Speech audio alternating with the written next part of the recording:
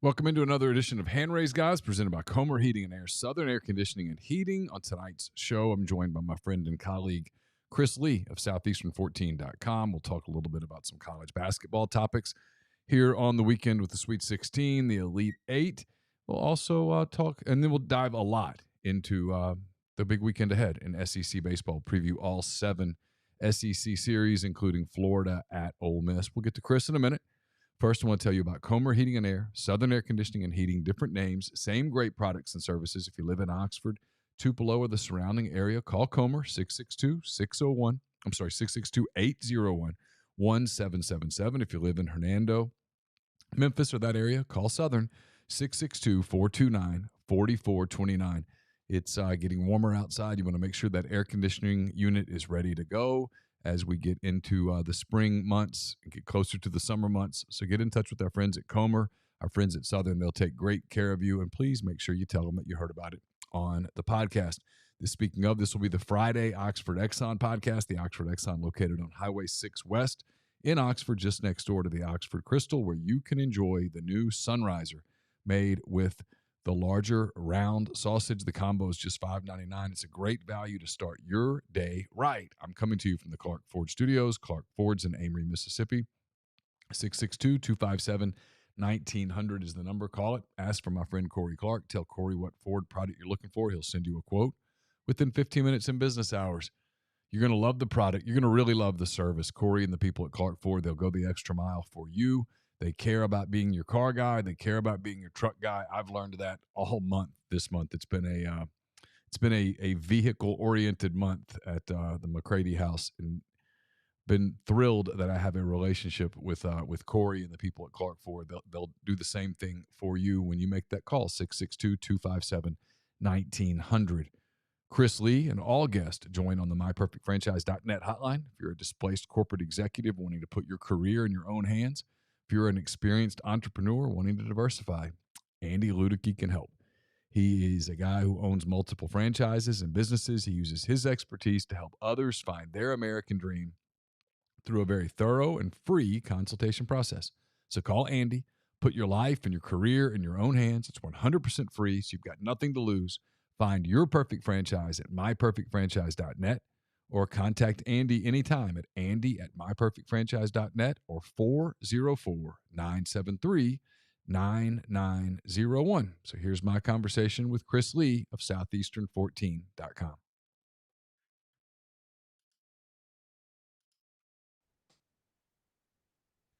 Chris Lee of Southeastern 14, also VandySports.com, kind enough to spend some time with us here on this segment, a segment that is brought to you by LB's Meat Market. LB's 2008 University Avenue in Oxford, right across from Kroger. You don't need to go to Kroger. Just let Kroger be your landmark, and then head across the street to LB's, the freshest cuts of beef, pork, chicken, fresh fish, house-made sausages, stuffed jalapeno, stuffed mushrooms, the bacon-wrapped asparagus, and so much more at LB's Meat Market, 2008 University Avenue in Oxford. Please make sure that you tell Greg and the people at LB's that you heard about them here on MPW Digital. Chris, how are you?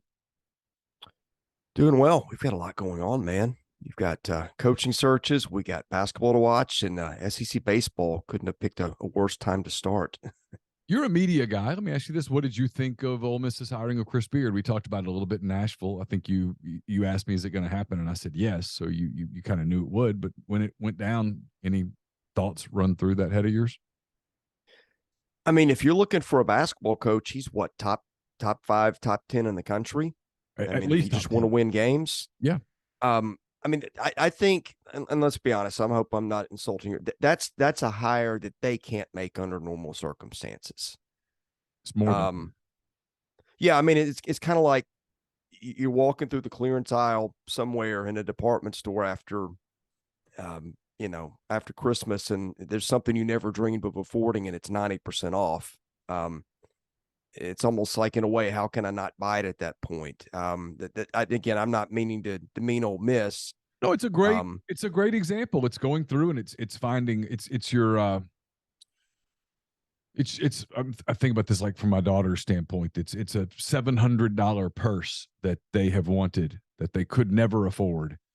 that they find it on a clearance rack and it's $48.99. And the lady says, well, there's this, see that little frayed mark right there? And they're like, that's it? You're like, that's it. I'm getting it. In other words, Yeah. yeah, it's got a damage. It's not pristine.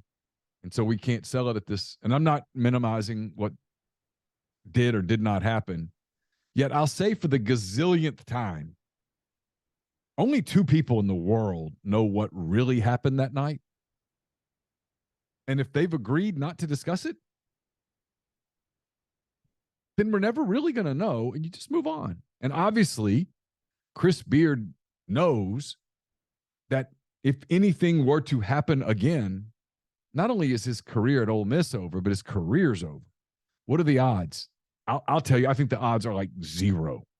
The odds are far more likely that he fields a very competitive, relevant basketball team in year one at Ole Miss, threatens to make the tournament, makes the tournament, and their basketball program is on a level that it's had a very difficult time getting to over the last 6 years. Yeah, I mean, you just said everything that I would have said. I mean, look, there's a human part where we look at it and it is what it is, and I wasn't there either, neither were you, and the optics of it were pretty disgusting. There's no getting around that. But I think you're right. I think if nothing else happens again, it's going to be nothing more than a talking point in the past. I've been on the Ole Miss beat for 15 years. Okay, 15 years. You and I have talked about this stuff. In 15 years, I've covered 2 NCAA tournament wins. Yeah. It gets old when you've got nothing but irrelevance to cover. I've covered 5 NCAA tournament games in 15 years. Think about that. 2 and 2 and you and enjoy 3. your basketball. I love basketball, so I'm covering an NCAA tournament game once every 3 years. Yeah, and forget me for a minute. If you're Ole Miss, that's not acceptable, right? I mean, we were talking about, there was this debate about Eric Musselman at Arkansas and him taking the shirt off, and people like, oh, he's a douche, he's a weirdo, whatever. I'm like, you know what? He's won 8 NCAA tournament games going into the Thursday game against Connecticut. He's won 8 NCAA tournament games in 3 years. The 99.9% of their fan base goes, whatever, he's our guy. This is fun. 3 years in a row, you're in the second weekend. I mean, that's, if you're Ole Miss, you're like, let's recreate that because that's fun.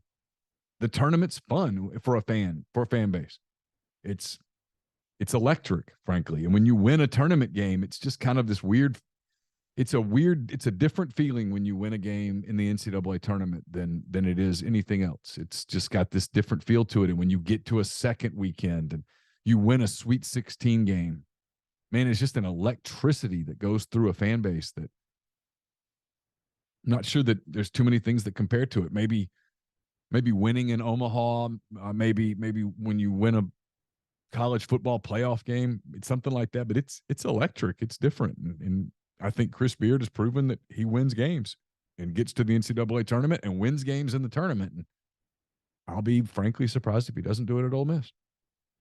Well, and it's the one time you're on a national stage is in March. Yeah. And especially if you're Ole Miss, you're not going to be on a national stage unless you're in an NCAA tournament. It's, you can win the NIT, doesn't really matter. But this is the time. It's when everybody's doing brackets, everybody's talking about it, everybody's watching. And, here's the other thing. You look at the roster of coaches in this league. I'd hate to make statements and say, like, this is the best ever because you forget about certain pockets. But I can't name, other than maybe Kentucky, a single fan base who's just really, maybe I'm forgetting someone, just disgusted with their coaching situation right now. And if they were to get rid of Calipari, he would have 5 offers within an hour because of his ability to recruit. No, you're right. I mean, you look around the league. I mean, Rick Barnes at Tennessee and Bruce Pearl and Buzz Williams, who I'm a super big fan of. And we just mentioned Musselman and the job that Gates did at Missouri this year was just off the charts. And I think Todd Golden's a rising star at Florida. I really like watching him coach. I like watching his teams. They would have been bubble-ish if Castleton had not gotten hurt. look, Stackhouse is a really good X and O coach. I mean, his teams are always eminently prepared. I can't decide what I think of him. Just kind of watching him and listening to him. Sometimes I don't know. I can't figure it out. But he's a very good coach, and Chris Jans did a really good job in year one at Mississippi State, and is a strong team builder, program builder. The list just kind of goes on.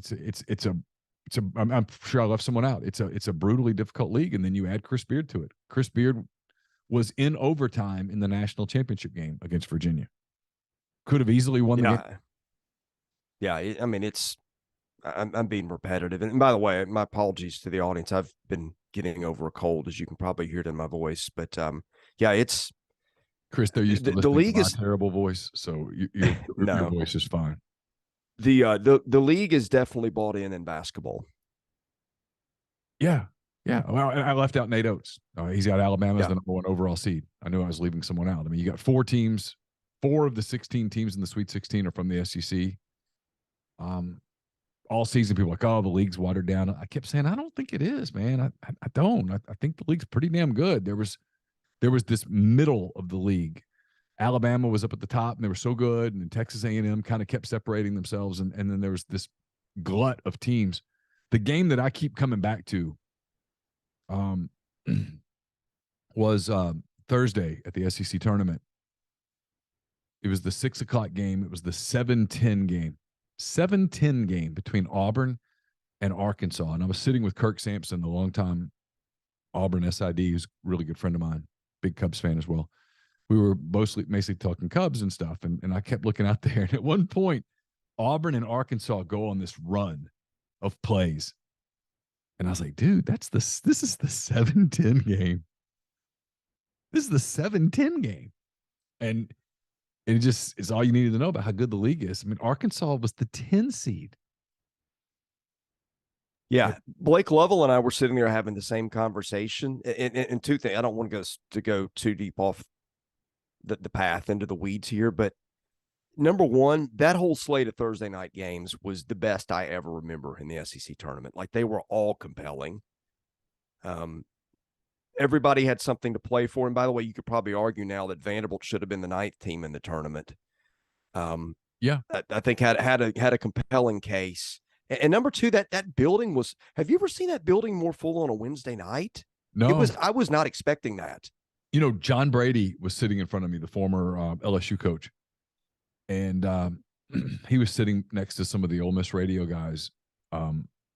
Because I guess he was waiting for LSU's broadcast. He's part of the LSU broadcast crew. And the Ole Miss South Carolina game was kind of heading down the stretch on Wednesday night. And John Brady just loves basketball. And the game was good, and the game was kind of, it's a tournament game, and even bad teams get into tournament games. And John had the smile on his face, and he turned and looked back at me, and he's caught me kind of looking at the crowd like, this place is packed. This is Ole Miss and South Carolina, 2 teams that combined are 7 and let me do my math here, 7 and 29 in the league. These 2 teams, they're going nowhere. Neither of these teams are going anywhere. At the end of this, one of these teams is going home tonight. And at the end of this, one of these teams is probably going home tomorrow afternoon. This is meaningless basketball. And the game that you're waiting on, LSU Georgia, is every bit as meaningless. Neither one of those 2 teams are going anywhere. Like, why are you people here? Did someone tell you that, hey, we moved the tournament up or whatever? And John goes, I've never seen it this full. And I said, I haven't either. It's usually kind of ghost town. And it wasn't that night. And someone goes, did they let everybody in for free? And I'm like, even if they did, this is still impressive. You still have to show. It just had this feel to it. And you're like, man, I kept saying, because what I'd been saying all along was, look, if you're Ole Miss and you can hire Chris Beard, you got to do it. And here's why. And then Thursday, right? Like, Ole Miss played Tennessee at 2:30, and I did Feinbaum's show, and then I came back and I finished my writing, and I went out and watched with Kirk, as I mentioned, the first half of that Arkansas Auburn game, and that place was electric, man, for that game. And And you're like, look, both of these teams are going to the tournament. Both of these teams are interesting. Both of these teams have kind of fun coaches to watch. I could watch Bruce Pearl coach against Derek Musselman all day. It's just, there's just such a ton of energy on that sideline. It's just kind of fun. And people could say, well, Pearl's weird and Musselman's weird. Whatever. I don't care. Whatever. It's fun to watch. I mean, if you like basketball, you're entertained. And I was thoroughly entertained. But still, that wasn't Alabama coming in. That wasn't Kentucky. You expect Kentucky to show up and the place to turn into a sea of blue and all that stuff. But it was fun, and I think the league's gotten super healthy with basketball. I talked to Rick Barnes earlier on Wednesday, just me and him, and he's like, "Look, we're going to add Texas and Oklahoma, and it's going to be even better." And it is. I mean, that tournament's going to go to 16 teams in 2 seasons, and it's going to be a blast when you add Texas to it and you add Oklahoma to it. And yeah, it's a lot of fun. You look around the landscape of the league right now, there's not one program, with the possible exception of South Carolina. There's not one program that you look at and go, yeah, they're in trouble. They got no chance.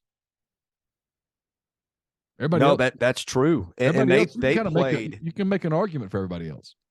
Well, and even Carolina played at the end of the season when there was nothing to play for, and when Paris and Gigi Smith got sideways for a bit, and you thought, well, that might not end well. It ended better. They won some games. He got engaged again, and that, I thought that told you something too. Yeah, no, Gigi Jackson ended up at the end of the season. Gigi Jackson, excuse me. I said Gigi Smith. That's okay. He ended up playing extremely well. Like that night against Ole Miss, he damn near brought them back and got them that game. I mean, he was the best player on that. Like that night, I was watching. Well, this is why the NBA loves this guy. I mean, you can see why he's got this skill set, a tool set that they think they can play with over time. No doubt. All right, let's talk some baseball. SEC baseball going into week number 2. We're gonna get into the series this weekend. It's which one starts on Thursday?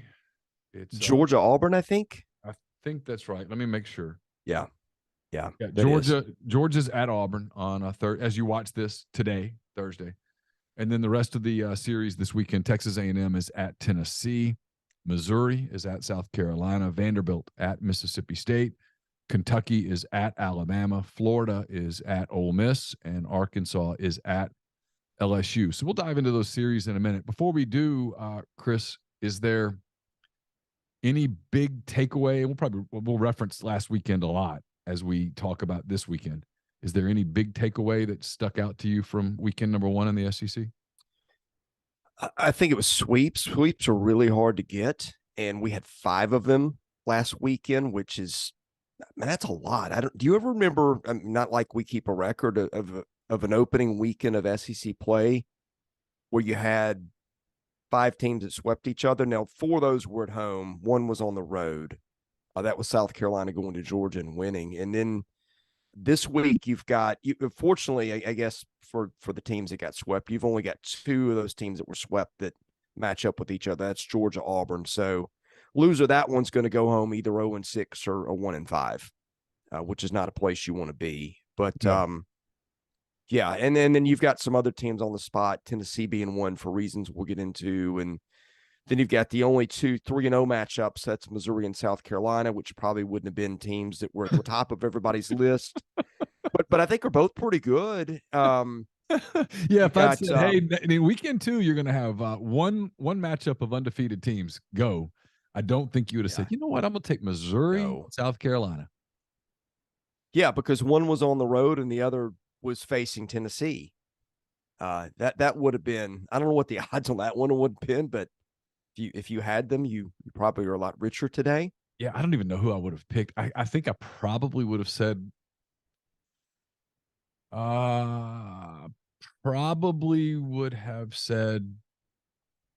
maybe Kentucky, Alabama. Yeah.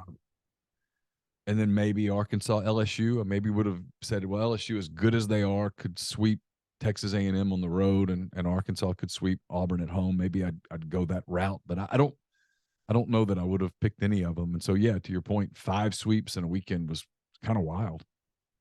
Yeah, and the one in my backyard, Ole Miss and Vandy, that one was, if you'd said before the weekend Vandy's about to sweep Ole Miss, I'd have been pretty floored by that one too. So, All right, let's. I told Chase this earlier in the week. I do not watch a lot of college baseball before the SEC season rolls around, and then I try to really consume a ton of it. I watched at least parts of 6 of 7 series. I did not see any of Georgia and South Carolina, so I guess I don't get an A. I get a solid B for my performance last weekend. We'll start with Georgia at Auburn since they start on Thursday night. I can't comment on Georgia. They're 0-3. I'm sure it didn't go well. They're not pleased. I did watch a good bit of Auburn and Arkansas. Um, Probably the third series that I watched the most of behind Ole Miss Vanderbilt and LSU Texas A&M. LSU Texas A&M was kind of compelling. Um, I told you this about Auburn as they get ready to face Georgia at home. What struck me about them was their pitching, especially starting pitching, was just kind of mediocre. It was okay.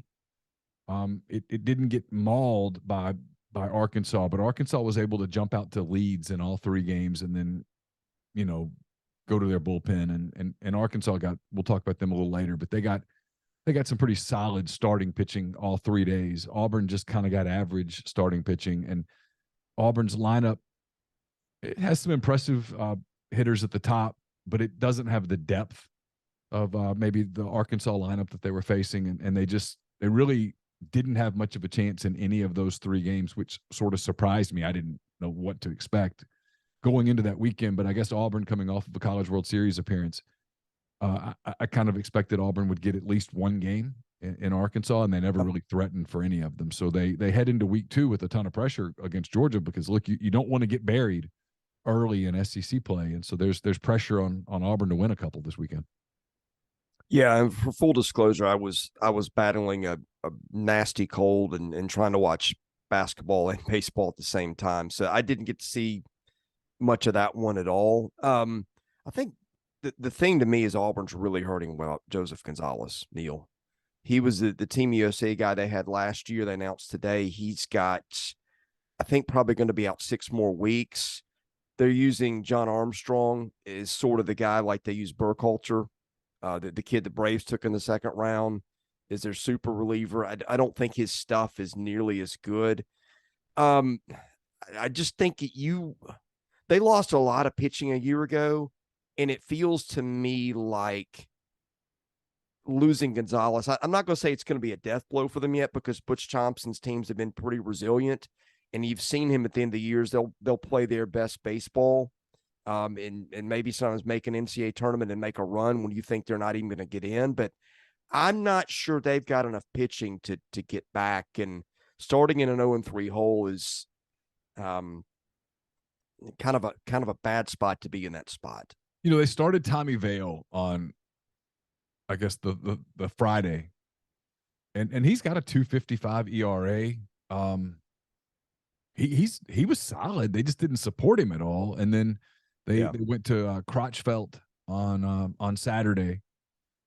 His ERA is a lot more inflated than that. It's pushing a 5 ERA. Kind of looking, you sent me some advanced numbers. I'm sort of looking at his advanced numbers. Gets hit a lot. Has 2.3% home run percentage, which is a little high. It's okay. Yeah, Vales is just 1.5. Vale actually gave them a winnable outing. But then after that, you start diving into the rest of their arms, and you get way down the list in SEC play with kind of where the guys that they're counting on in terms of production, where those guys are. And it showed over that weekend. And I don't know enough about them to know how they'll recover from it. But without Gonzalez, it's kind of like, Ole Miss without Hunter Elliott. We'll talk about this. When you don't have that starter at the top that you're counting on every Friday night, everything gets bounced back a little and roles kind of get exposed. If you want to do a really good exercise for sizing teams up for a weekend, don't look at team ERA and that kind of thing, but just start looking and saying, okay, how can I get through 27 innings without it getting ugly over a weekend? And after their top 3 or 4 guys, and you're looking at the same thing that's where it really seems to fall apart on them.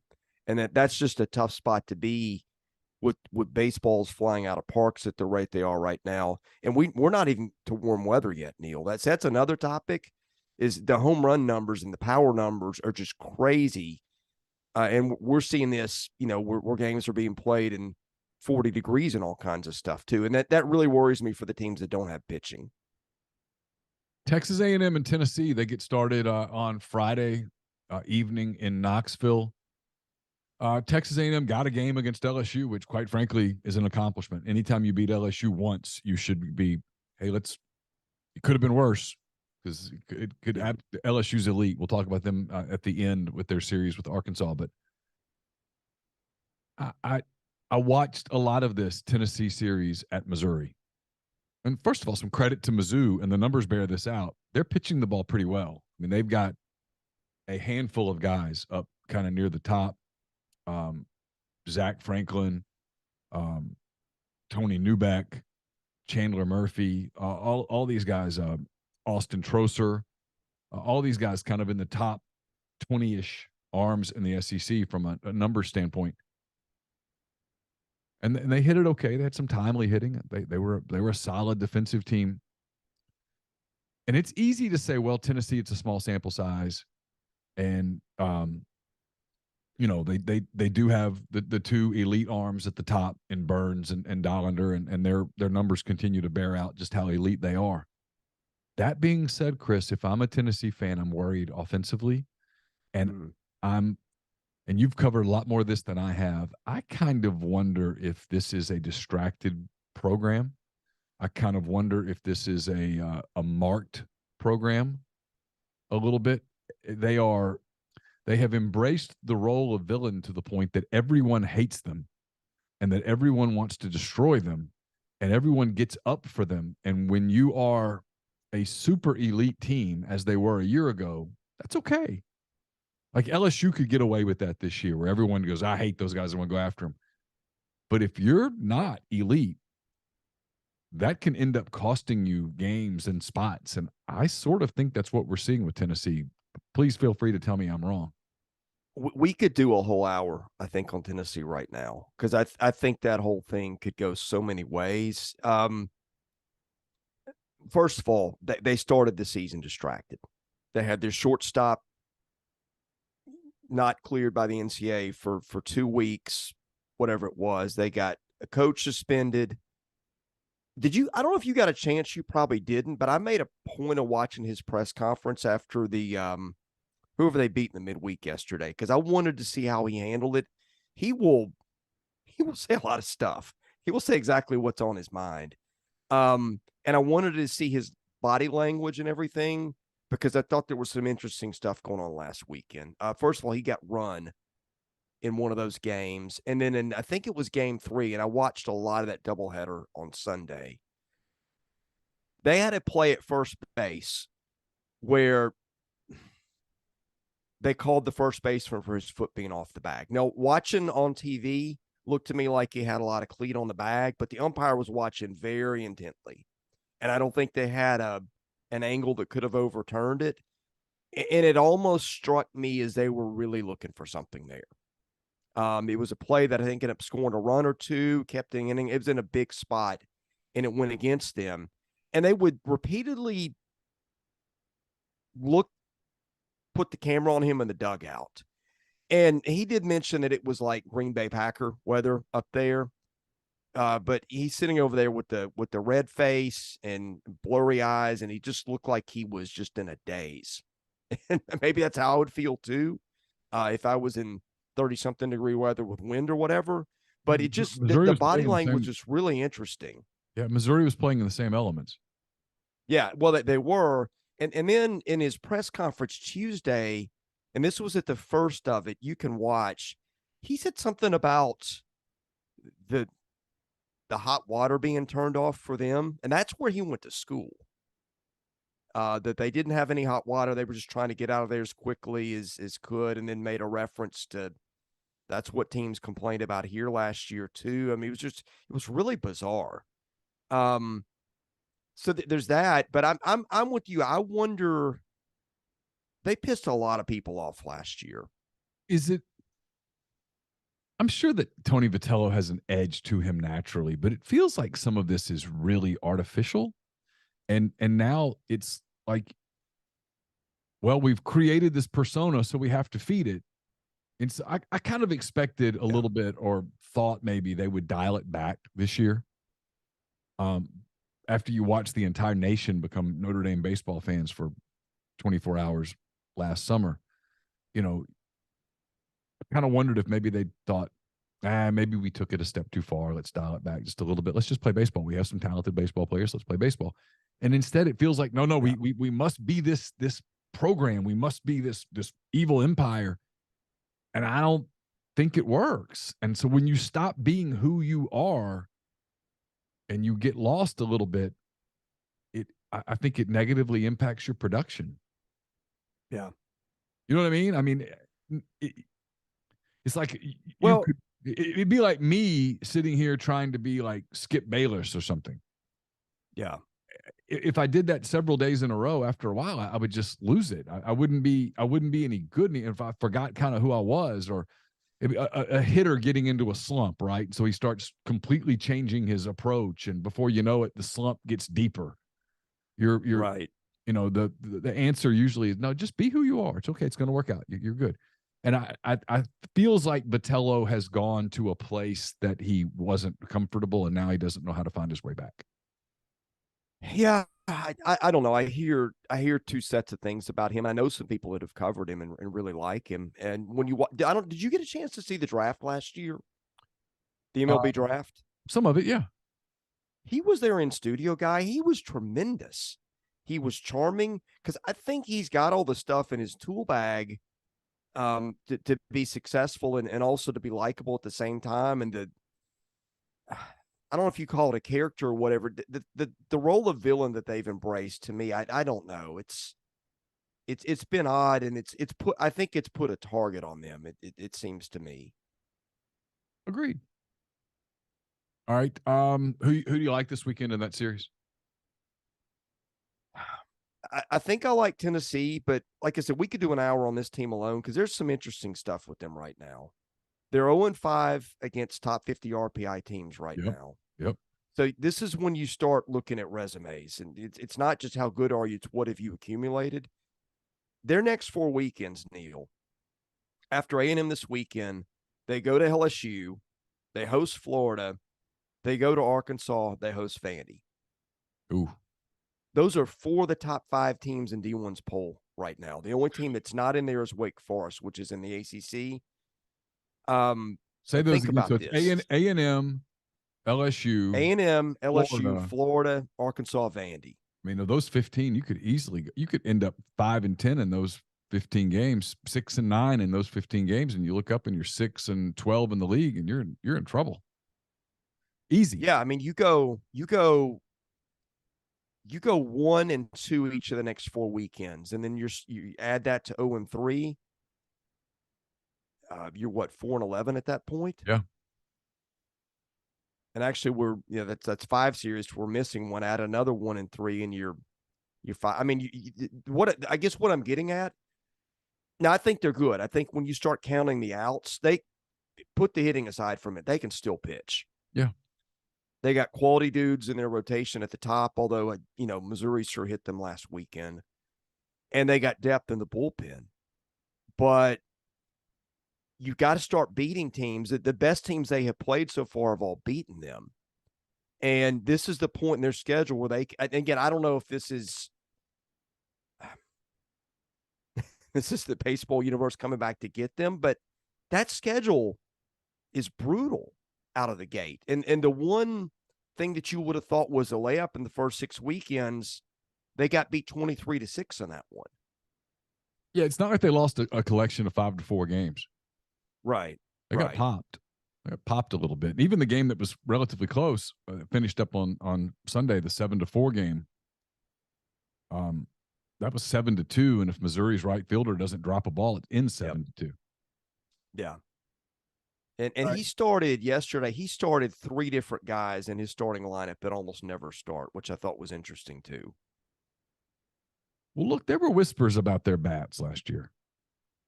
There was talk about them. A lot of scrutiny on that program.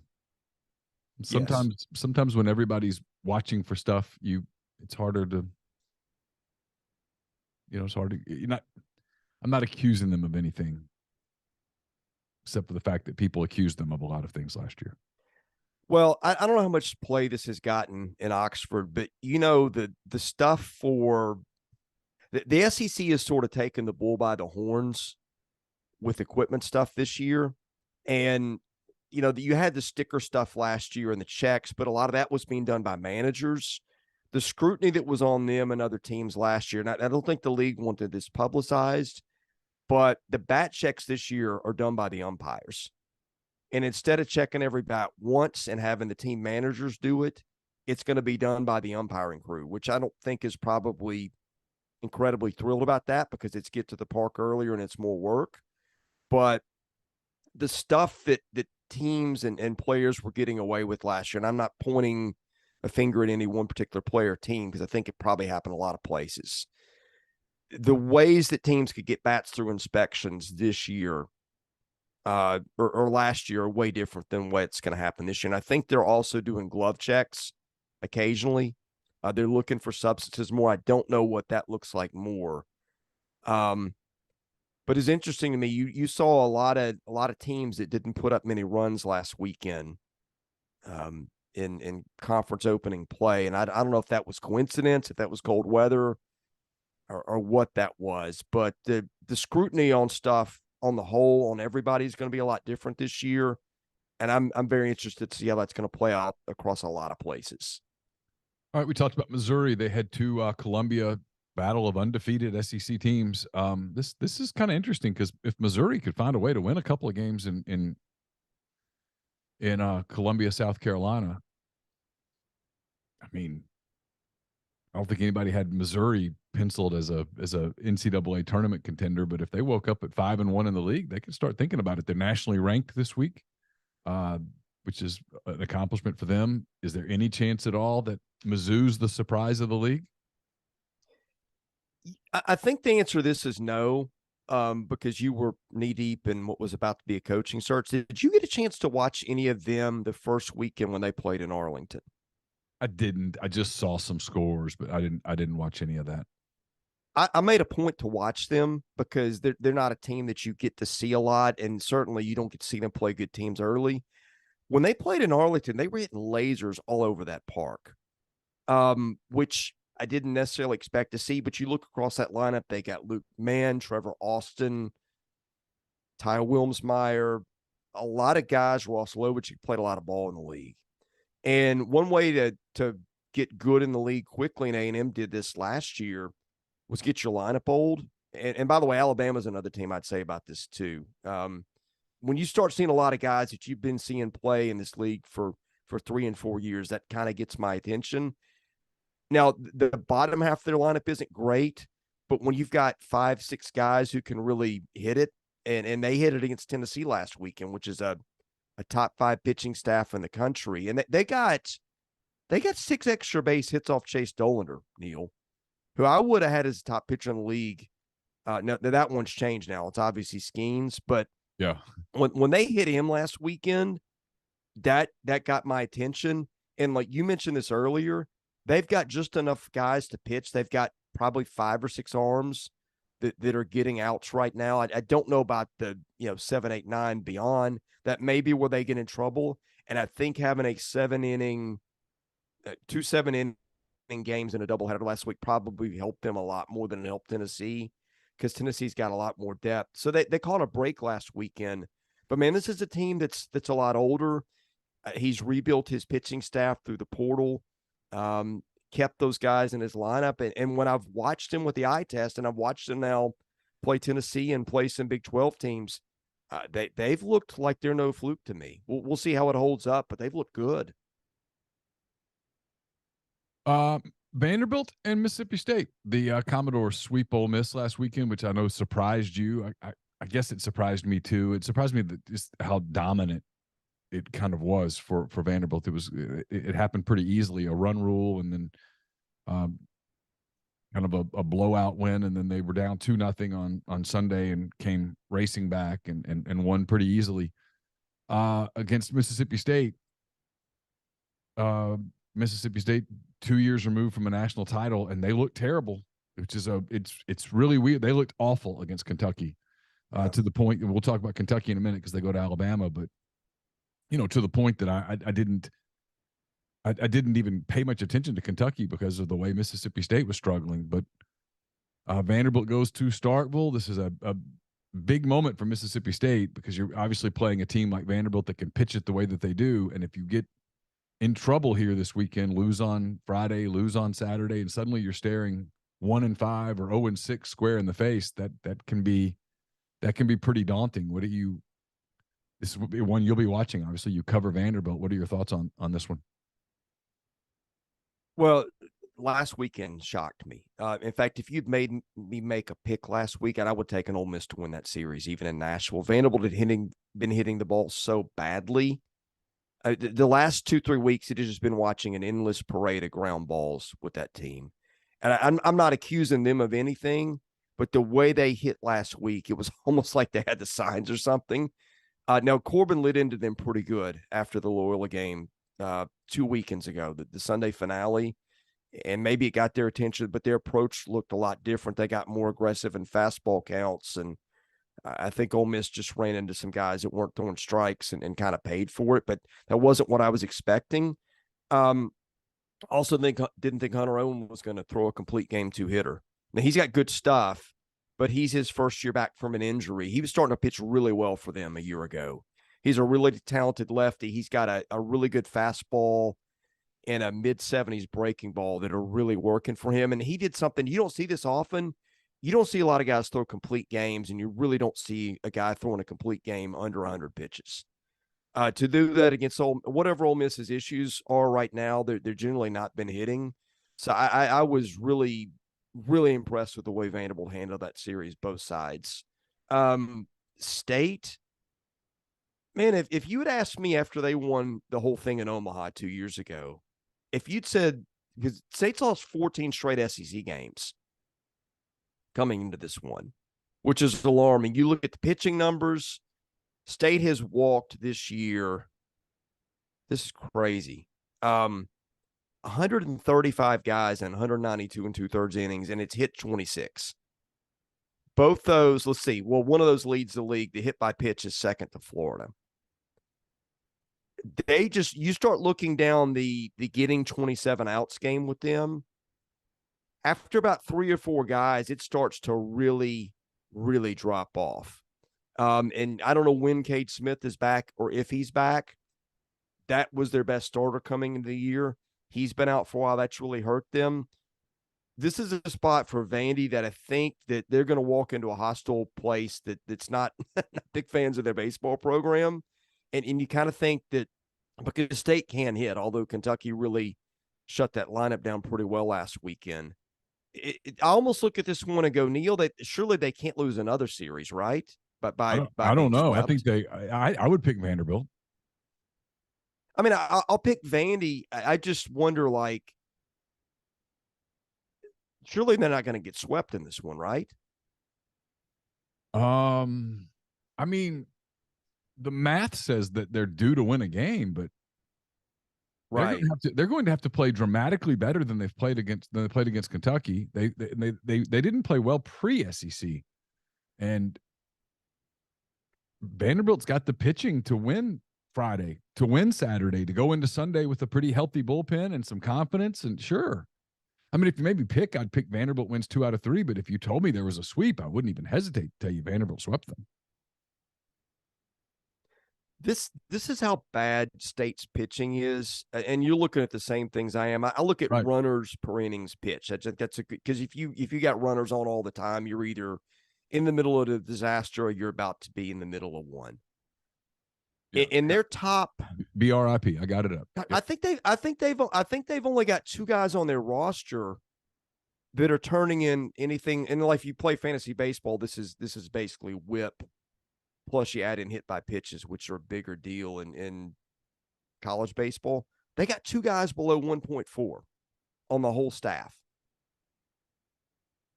Yeah, Gartman Other than the 2 and guys at the bottom that have thrown an inning each. I just don't think that's a Gartman good and recipe to get through a weekend. yeah, Gartman and Sagente. That's it. Everybody else is Who's the switch pitcher they've got? I haven't seen that yet, but I'm looking forward to that.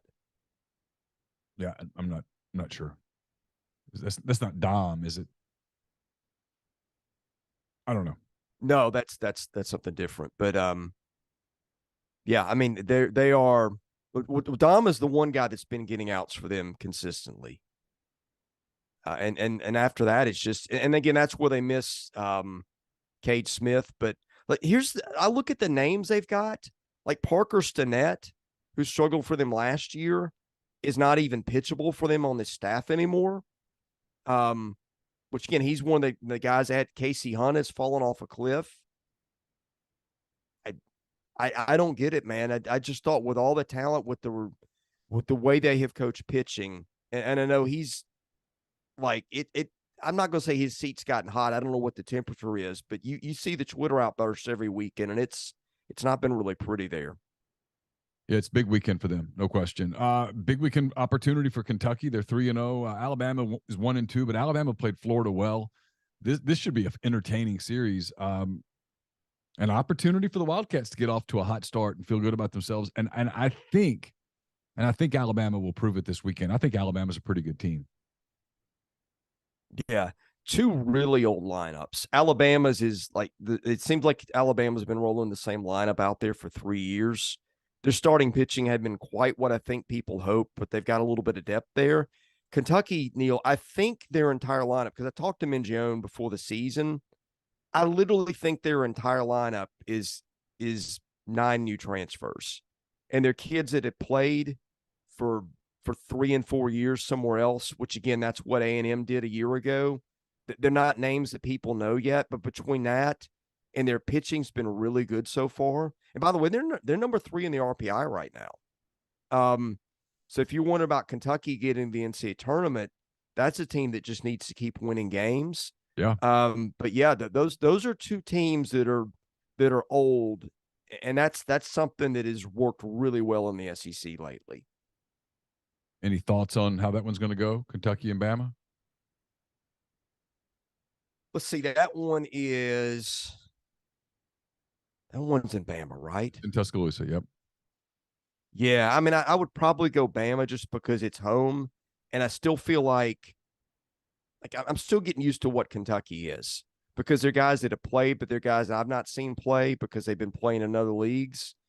It feels like if Alabama gets better starting pitching, that's one that it should win. But their starting pitching, McNary has struggled. He's not been what I think they thought that he'd be. Grayson Hitt's been kind of dominant but wild at the same time.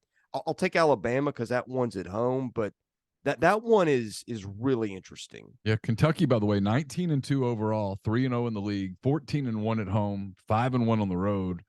In case you're wondering about Alabama, the Tide is 18-4 overall, 15-2 at home, 1-2 in the league. So that should be a really fun series. An interesting series is the one here in Oxford this weekend, Chris. Florida comes in 19-4 overall. They're 2-1 in the league. They are 3-0 on the road. They play an Ole Miss team that just got swept at Vanderbilt. As we referenced, the defending national champs are 15-6. 0-3 in the league. Ole Miss is 12-2 at home, and they really need to get well this weekend against a very talented Florida team. That is going to be, if you're Ole Miss, that's going to be how quickly they can get into the bullpen is going to be really key there, because they got 3 starters that are studs. Sproat threw a complete game 2-hitter last week. The wildness is still a factor with him, but nobody's been hitting him. Waldrop is a kid that transferred from, was it Southern Miss, I think? Yeah, he was from Southern Miss. Yeah. And he's a first-round guy, and Caglianone is the best, I guess, 2-way player in the country. He's, 98 on the bump and got 13 home runs. No, their bullpen, some of the guys that they counted on a year ago are not delivering from them, and they are issuing a crap ton of free passes right now, which is kind of surprising with the talent they've got. But man, they're also hitting too. And the way Ole Miss pitched last weekend, that's a little bit scary of a proposition heading into that one. Ole Miss passed out a lot of free passes, which is, in this league can get you beat in a hurry. It's the thing they've got to get fixed. I think obviously they need to get Hunter Elliott back. They need to get Riley Maddox back, but that isn't going to happen right away. And so the guys that are pitching, they've got to pound that strike zone a little bit more than they're doing. I mean, that was the big thing against Vanderbilt was you give up free passes to a team that comes into a weekend not hitting a lot. Well, a walk's as good as a hit in that situation. And then suddenly you get a couple of timely hits and teams start feeling good about themselves and games get out of hand. And Ole Miss offensively should be better than what they were at Vanderbilt. It's a really strong lineup, but I do think sometimes offensive players start to press a little when they feel like, hey, our pitching's going to struggle and we got to do it right now. And you start trying to hit the 8-run home run. And I'm not saying that happened, but there were times that it sort of looked that way over the weekend. Yeah. Well, I mean, I think if you're Ole Miss, again, you try to get into their bullpen and you hope you get better starts. Rivas looked good, I thought, at times in that game, but I believe he was a D2 guy from Indianapolis. So he's pitching against the SEC for the first time. Saunier is obviously base runners, really talented. His BRIP, Yeah. runners per inning pitched, is 1.43. So he's right at that cutoff of where you're talking about. Yeah, I mean, you could see where it works for him. Saunier right now is just walking too many guys. Yeah, he's when you're putting 2.1 base runners per innings pitched is a recipe for disaster. Yeah, I mean, I know he was talented and he's a first round type talent and everything, but doing it in the SEC and learning that way is, I mean, you don't see a lot of kids that come in the SEC as talented guys that just shove the first year. I mean, I don't think you tell me, I don't think a team in the league has been more impacted by an injury this year than Hunter Elliott and Ole Miss, because when you've got a Friday night tone setter, and he would have been that for them, that changes the complexion of everything. Because if you go out of Friday losing that game and having started to eat into your bullpen depth, that just makes it really hard to win the rest of the weekend. And having them, he could have pitched with anybody in the league, Neal, the way he threw in Omaha a year ago. Oh, no doubt. I mean, he was absolutely dominant the second half of the season. He was the reason. He and DeLucia were the reason they made the postseason. He and DeLucia were the reason they went on the run in the postseason. And it was the opposite. Those bats got hot in large part because they started going, hey, we're going to pitch well. Let's just go get some hits. We'll eventually get to them. And then they did. And, the rest of that story. And so now they don't have Elliott. So you have to move Jack Dougherty from the bullpen where he's most effective into a starting role, which depletes your bullpen. And I don't know that you look at Jack Dougherty and go, okay, well, this is a guy that's a dominant Friday night arm. I don't know that he's that. It's the only one that's close to it is Gonzalez. Losing him for Auburn, it forces the same thing. Instead of having a Saturday guy go, suddenly he's going on Friday instead of a guy that would normally go in the midweek. He's your Sunday guy, and it gets in people's heads. Yeah. And, I mean, LSU lost a starter, but they have so much else that they could overcome it. Arkansas lost Wiggins, and some people pointed at that, but I don't know that Wiggins was going to be anything more than a one-inning guy. They might have even made him their closer, and used. They lost Tigert on the back end, and they're kind of. We'll talk about that in a minute. They're kind of shuffling some, but no, I think Elliott's loss is the biggest injury so far in the league. Is Mallett's done for the year? Yes, Mallett's is done for the year. Okay. They feel like Maddox will probably get back at some point. And I think they're, pretty hopeful that Elliott comes back halfway through league play ish. Yeah. But, you don't rush that. You don't want to get into that mindset either. Like with, and Mike Bianco won't do that. He'll take care of Hunter, but you don't want as a team to go, hey, okay, is it this week that he comes back? Is it next week? And when he comes back, right, he's going to be the great savior. Well, when he comes back, he's going to have to the odds of Hunter Elliott taking the ball on that first Friday and just going 7, not very high. I mean, you're going to have to build him back. You're going to have to take care of his arm. And So this pitching issue for them is something that they've got to get straight, or else it's going to become a problem. And this is a big weekend for Ole Miss because you don't want to start 1-5. You want to get you want to get to 2-4 here. And I'm looking at their schedule. We talked about Tennessee's. This is kind of another. I've lost them for a minute. I mean, it's a murderer's road. It's Florida. It's at A&M. It's Arkansas. It's at Mississippi State. It's LSU. That is brutal. Now they have done the the walk the tightrope thing last year and gotten into the tournament, and maybe you get him in on the back end of the schedule. I think their lineup hits well enough. They can beat most anybody anytime, despite what happened last weekend. But that's one, man, you just hope that they can get to that point where they've got a chance with him back. Yeah, that's the goal. The goal for them is maybe be 7-8 at the turn, and you get him back and you make a run in the second half. And, they'll certainly have the confidence that they can win in the postseason away from Oxford if it comes to that. It's awfully early. Ole Miss could end up going 19-11 and hosting. But in a scenario where they don't, right?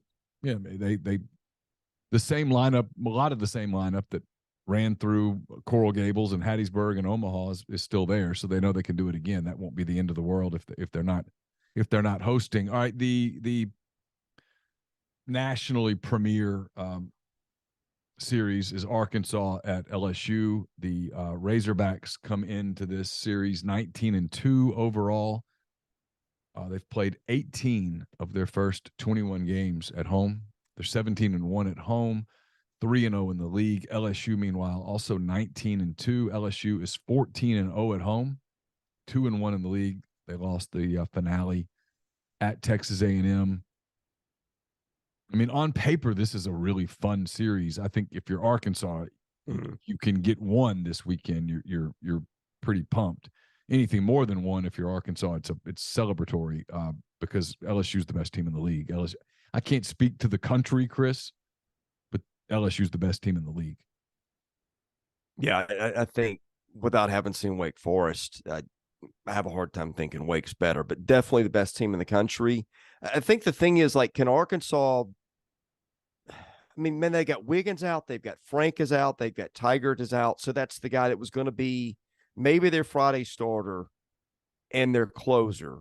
And yet they sit here top 5 in the country with that. And that's without a couple of their lineup guys that you thought would have been their best guys hitting at the rate that you thought they could.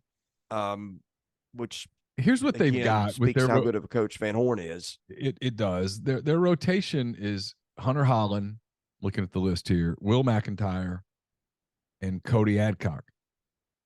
And none of them have just like phenomenal numbers, but none of them have awful numbers. And then they've gone to Hagen Smith, who's probably their best pitcher at this point. There's no probably to it. He is. His ERA is 1.17 at this point. And they've started using him in a swing role. He's got a little bit of a rubber arm. They used him on Friday and then used him again as a closer on Sunday. Used him in sort of a long relief on Friday to wrap up the first game, and then let him close an inning on Sunday to finish that series. So very clearly, Van Horn is doing the thing with Smith where he goes, okay, well, we'll utilize him in a game where we feel like we can get it, right? If you're ahead of LSU somehow on Friday or Saturday, you'll go to him earlier for a long relief outing and get a game and then figure out where you go from there. LSU, on the other hand, Skeens, his numbers are just, they're outrageous. I mean, this guy in 30.1, 30 and a third, he has given up 2 doubles, no triples, no home runs, 2 wild pitches. He hit a batter. He is his K percentage. Well, the big numbers, he struck out 54% of the hitters he's faced. That's what I was getting to. 54%. That's like above and beyond Edwin Diaz level a year ago, right? Yeah, it's incredible. Balls on batted into play. He's giving up 267, which is a remarkable number. His Yeah. runs per 9 innings is 0.6. You're going to win when you give up 0.6 runs per 9 innings. I mean, he's incredible, and so he becomes that guy for them at the top of the rotation, who is that traditional, when we think about dominant teams, Vanderbilt with David Price and that kind of thing. You think about those kinds of arms. Ole Miss with Hunter Elliott last year with DeLucia the last half of the season, where you get that dominant arm on Friday night that sets the tone for the entire weekend. He's tremendous so far.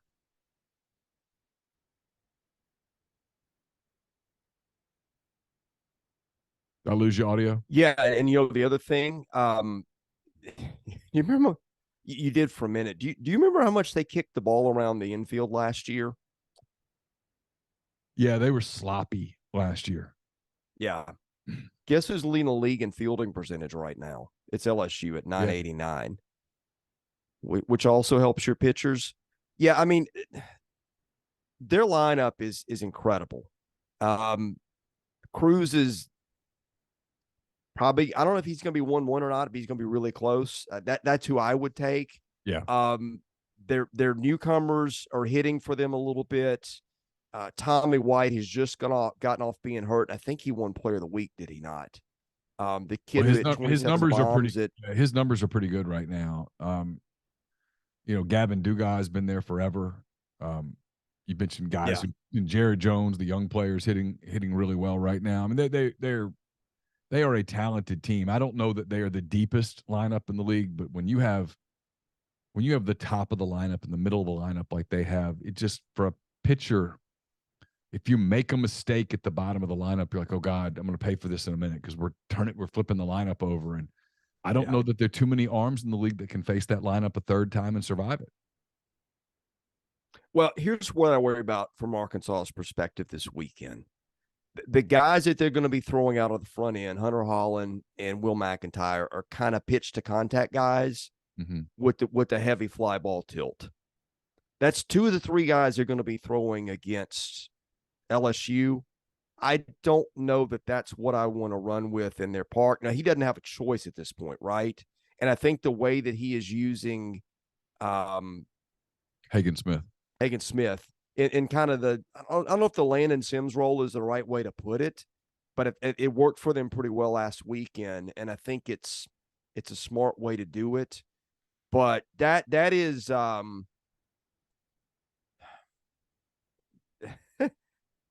I think there's going to be some anxious moments in that one. That's going to be a tough one for Arkansas to get. Now, I think if you give them a couple of guys, a couple of arms, kind of like Ole Miss last weekend, the series starts to tilt a little bit more. But I wonder if that's one that could go pretty sideways quickly, especially if they can't get their first couple starters through games. Oh, I think so. I think if you told Dave Van Horn today that he could get one game, I think he'd take it. I don't think he'd ask any questions, because I don't know what the rest of their schedule is the next few weekends. But if you're Arkansas and you get Auburn at home and then at LSU and you walk away from that 4-2, you're pretty pleased, because you've gotten ahead.